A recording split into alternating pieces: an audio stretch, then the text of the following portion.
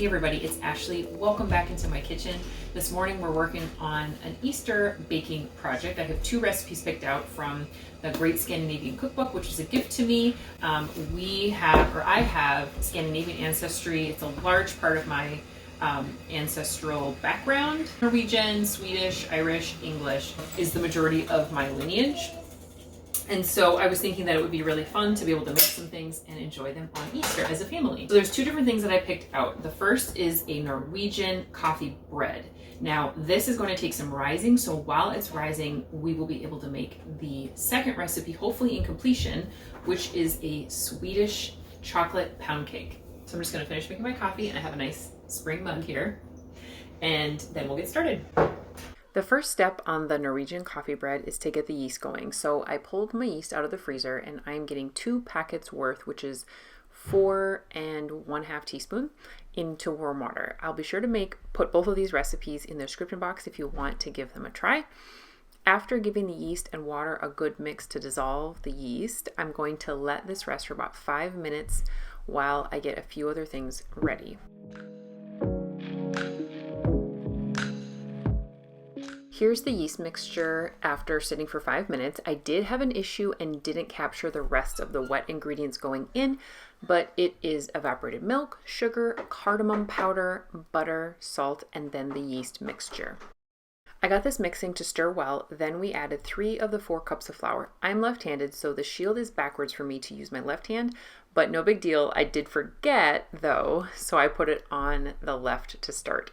I switched to the paddle attachment when it was going to get more thick, which is then when I added the last cup of flour.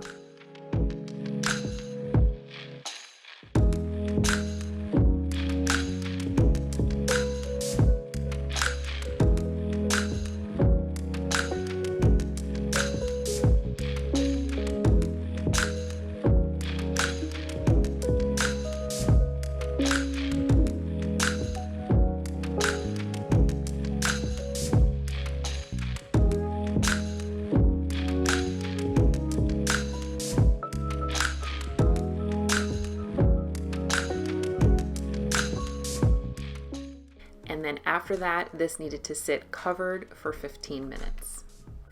After the 15-minute rest, I put on the dough attachment, an additional 1/3 cup of flour, and then I got the mixer started to knead the dough for about 10 minutes. And what a beautiful job of kneading this mixer did. I have not yet used it to knead a bread like this. It's smooth, elastic, and undoubtedly way better kneaded than if I had done it by hand. After moving the dough to a lightly greased bowl, it now needs to sit for 1 hour. So it's time to get the cake started.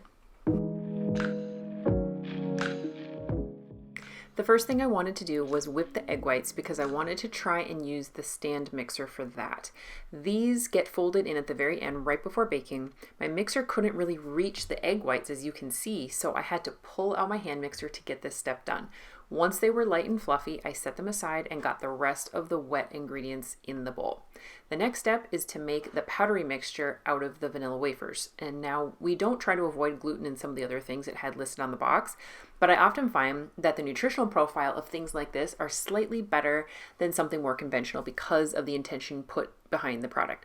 So I use my high-speed blender to make a powder, and this is going to coat the inside of the pan. So if you didn't want to buy these, I think a coating of sugar, either cane or powdered sugar, probably would work fine. So in the mixture, as you can see, I'm adding butter, sugar, vanilla, egg yolks, and the melted chocolate chips.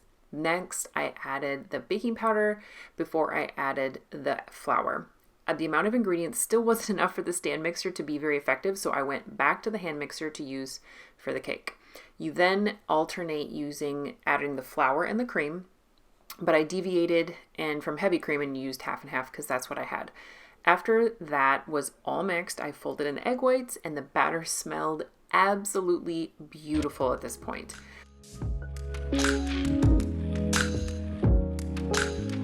Right, this is the pan I decided to go with. It's probably way too big for this cake. I think it's actually like a 6-cup cake, and we maybe have 3 cups of batter. It was just bright, beautiful gold, like the sun.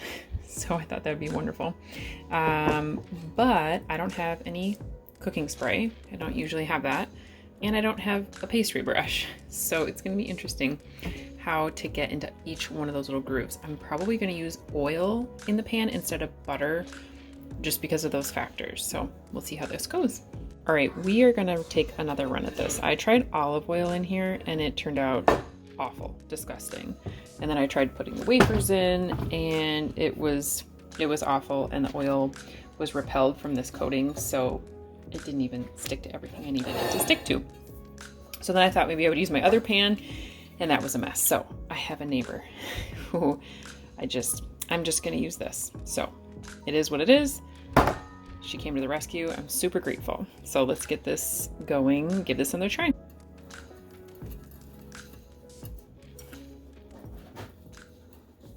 I feel like this is so much better coverage. You can see because like the little bits are kind of coming up here. That was not happening before at all. So I'm going to go ahead and hit this upside down really hard to get all these extra crumbs out, and then I can get the batter in.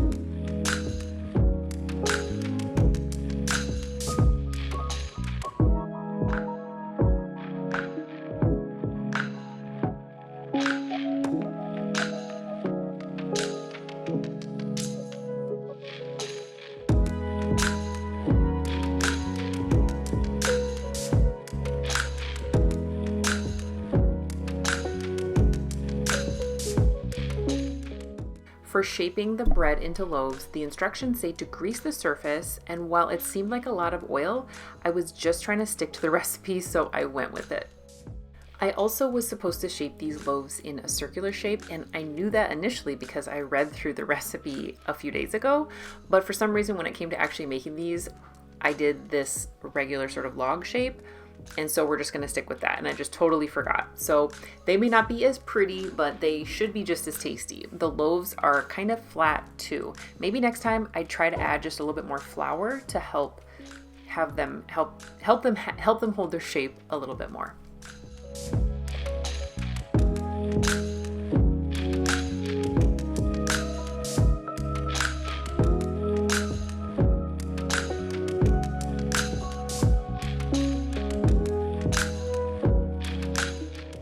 The Swedish chocolate pound cake came out beautifully. It was on a 300-degree oven, so not too hot, and went for about 50 minutes.